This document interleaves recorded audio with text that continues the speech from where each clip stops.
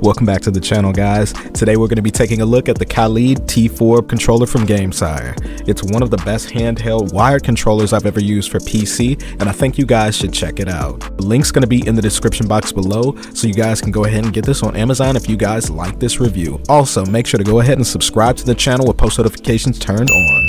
Without further ado, let's get started.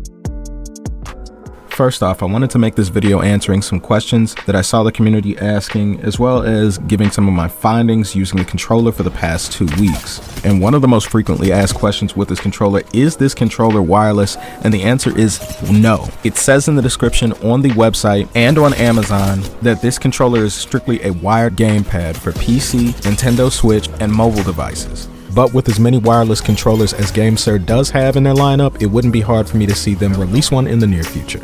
The second most frequent question that I saw that people were asking in the comment sections on the videos were whether or not the controller can be overclocked, and that is a resounding yes. The controller can be overclocked, and you can use GameSir's proprietary software, go into the menu, and you can manually overclock using the latest firmware update through GameSir. I'll provide a link in the description for that as well. You can overclock with one click of a button, and it ranges from 250 Hz all the way up to 1000 Hz. The third question that I see from the community that doesn't seem to be getting answered a lot is whether or not this controller is good for FPS titles. I'm going to have to give my official seal of approval on this controller. And keep in mind, this is a budget controller. I've used a lot of gamepads over the years, and I've even had my hands on some of the more premium ones that are hard to find, like the Astro C40 TR controller. And after you've had an experience like that, it's kind of hard to beat. Now, the materials might not be premium. The price to performance that you get out of it is phenomenal. So I'm officially giving the performance of this controller a 9 out of 10. Now, in comfort, this controller kind of leaves much to be desired. While I do like the textured grip on the back of the controller, the part where I grip my hands on the face, even though it has a partly frosted texture on it, I still find my hands slipping quite a bit after even a short period of gaming. And in the next iteration for these controllers, like the Pro Series, I definitely want to see some more rubberized textured grips out there. While the design of the controller is cool, I prioritize function over everything. Just give me maybe a soft touch shell or something like that. I don't really care. And if they really want to, they can add like a couple of color options. It's fine by me. By the way, guys, since my focus specifically for this controller review is going to be more geared towards FPS shooters and its performance in those games like Fortnite, Apex Legends, or Call of Duty, you guys might want to go ahead and check out more comprehensive guides like Gamer Haven or Kaiser do stuff. They just dropped a couple of videos recently on these controllers, and I think they're very good. I think you guys should check those out right here. And if you guys are having trouble with the app, there is also Modified Roads. He put out a video, a tutorial on how to fix the connectivity, gyro drift issues that you guys might experience with the controller. With that being said, let's get back to the video. Now, the fourth and arguably one of the most important things to note about this controller is that there has been some sort of confusion going on with the controller, and this is something that I personally felt like I needed to talk about, which is that people who play Call of Duty, particularly a Japanese player who did an Amazon review that I saw maybe about a week or two ago before I purchased the controller, they had stated that they plugged in the controller and they got banned. And I'm here to tell you that that could be true, especially since that there is like a macro feature on the controller. So if you're buying this controller in hopes of like playing Call of Duty, you know what I'm saying, getting better connectivity, faster response time, particularly playing Call of Duty, that might be a concern, but only when you're really talking about using the macro features or rapid fire features that are suited with the controller. And if you aren't, then I'm honestly going to say that you're good to go, because I personally went on Call of Duty.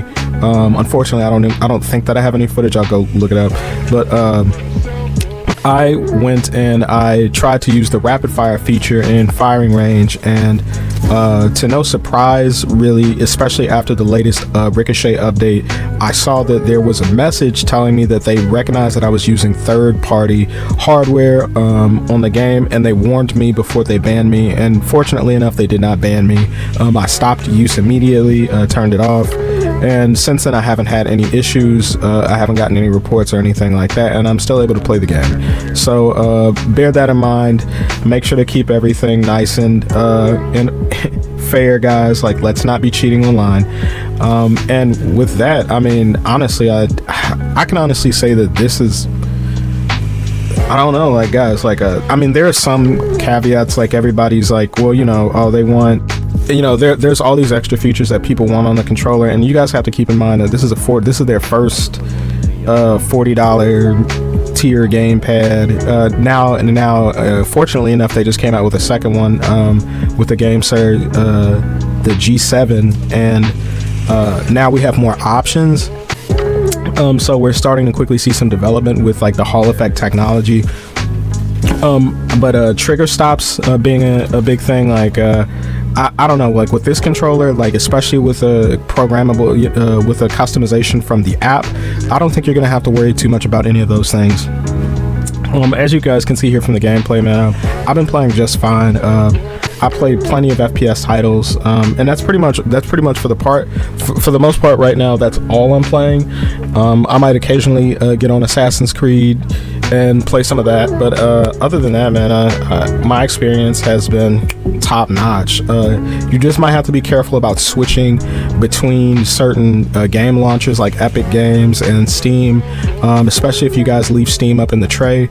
That might cause some issues. If you guys are playing with other controllers and you're using other programs like DS4 Windows, that might cause some issues with I guess the controller being recognized. And somebody, like I said earlier, I've left the links in the description for other videos so that you guys can make sure that you guys are doing everything in proper order with the connectivity of the controller and whatnot. So bear that in mind when you guys do purchase this controller, if you guys are fully intending to get this.